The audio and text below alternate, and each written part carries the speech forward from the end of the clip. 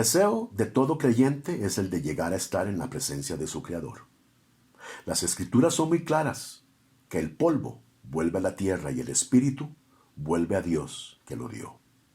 Pablo nos dice que estar ausentes del cuerpo es estar en presencia del Señor.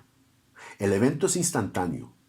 La pregunta que suele surgir es si estando en presencia de Dios tendremos la habilidad de reconocernos los unos a los otros. El cristianismo ortodoxo siempre ha contestado a esta pregunta con un rotundo sí. Y a continuación, veremos algunas razones. El rey David tuvo un hijo que murió siendo infante. El palacio entero sintió el dolor de su rey. David oraba, ayunaba, lloraba y desvelaba mientras el niño agonizaba. Mas cuando el niño muere, el rey se levantó, se lavó, se cambió su ropa, comió y acudió a la casa de Dios para adorar. Sus siervos extrañados preguntaron por qué antes ayunaba y lloraba, y ahora que el niño muere, se levanta y come. El rey les contesta, ahora que ha muerto, ¿para qué voy a ayunar? ¿Podré yo hacerle volver? Yo voy a él, mas él no volverá a mí. David encuentra consuelo y paz y su vida vuelve a la normalidad al saber que algún día volvería a reunirse con su hijo. En el libro de Job encontramos algo similar. En el último capítulo se nos informa que a manera de bendición, Dios duplica todas las cosas que Job había perdido. Y si usted compara el número de ovejas, camellos, bueyes y asnos que Job tuvo al final, se da cuenta que es exactamente el doble que tenía cuando empezó. Sin embargo, cuando llegamos al número de hijos que Dios le da, nos encontramos con que Jehová no le duplicó el número de hijos a Job. ¿Por qué esta aparente equivocación de parte de Dios? Respuesta, porque no era necesario que Dios duplicara el número de hijos a Job. Verán ustedes, los hijos que habían muerto no se habían perdido. Ellos, al igual que el hijo del rey David, se hallaban en la presencia del Señor, totalmente conscientes y aguardando el día de reunirse con sus seres queridos. Repito, Job no los había perdido. Por lo tanto, sí llegó a tener el doble de hijos. Y al igual que David, Job sabía que algún día los volvería a ver. No hay otra explicación al dilema. Cuando Jesús habla del reino de los cielos en Mateo 8, nos dice que vendrán muchos del oriente y del occidente y se sentarán con Abraham, Isaac y Jacob en el reino de los cielos. Nótese las distintas identidades. Abraham es Abraham, Isaac es Isaac y Jacob es Jacob.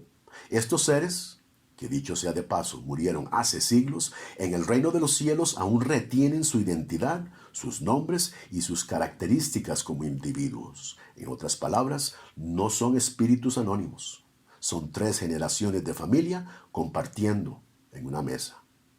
Sería totalmente absurdo que Abraham no reconozca estar sentado y compartiendo al lado de su hijo Isaac y su nieto Jacob. La inquietud de saber si vamos a ver a nuestros seres queridos después de la muerte no es nada nuevo. Los tesalonicenses parecen haber estado afligidos por este dilema. Pablo los consuela diciéndoles, tampoco queremos, hermanos, que ignoren acerca de los que duermen, o sea, de los que ya han fallecido, para que no estén tristes como los otros que no tienen esperanza. A diferencia de los otros que han muerto sin esperanza, dice Pablo, los creyentes no tienen por qué estar tristes. Para tranquilizarlos aún más, les habla de la gran reunión de creyentes que se llevará a cabo durante la segunda venida del Mesías, cuando el Señor mismo descenderá del cielo y los muertos en Cristo resucitarán primero. Luego, dice Pablo, nosotros, los que vivimos, los que hayamos quedado, seremos arrebatados juntamente con ellos. ¿Con quiénes? Con ellos, los muertos en Cristo, que ya resucitaron. Esto incluye familia y amigos, para recibir al Señor en el aire y así estaremos siempre con el Señor. Por tanto, concluye Pablo, alentaos los unos a los otros con estas palabras.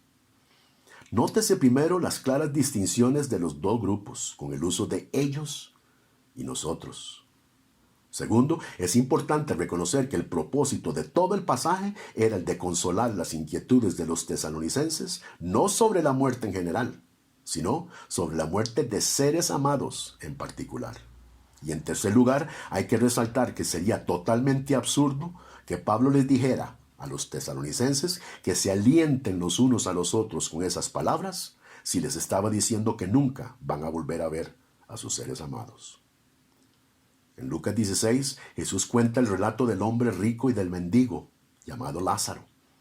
Jesús cuenta cómo ambos mueren y estando el rico totalmente consciente en el tormento, ve a Lázaro de lejos en el paraíso y lo reconoce y hasta le llama por nombre.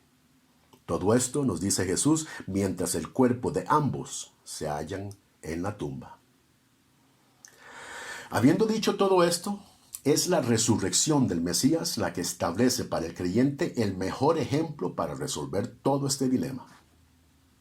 Pablo nos dice que Jesús es la primicia, o sea, el primero que abrió el camino que nos sirve como patrón a seguir. Filipenses nos dice que Jesucristo transformará el cuerpo de la humillación nuestra para que sea semejante al cuerpo de la gloria suya.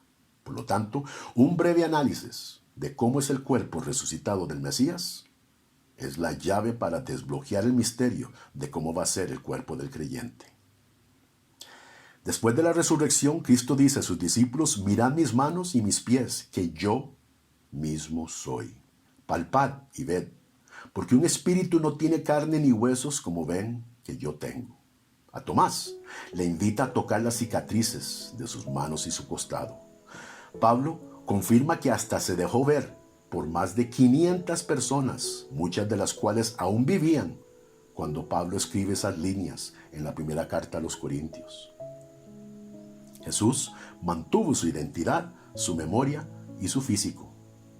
Finalmente, en Romanos se nos garantiza que todos compareceremos ante el tribunal de Cristo, donde todos doblarán sus rodillas ante el Mesías. De manera que cada uno de nosotros, dice Pablo, dará a Dios cuenta de sí.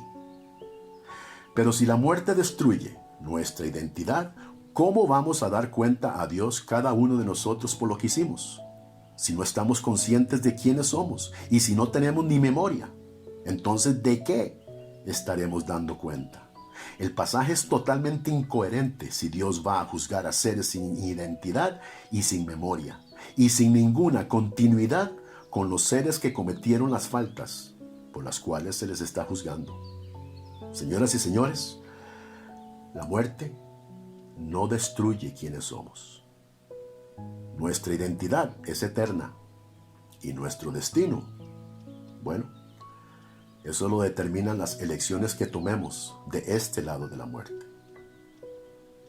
Como dice Daniel, y muchos de los que duermen en el polvo de la tierra serán despertados, unos para vida eterna y otros para vergüenza y confusión perpetua. Por dicha todavía estamos a tiempo de escoger no ser de esos últimos. Bienvenidos a Logos, Ética, Evidencias y Razones.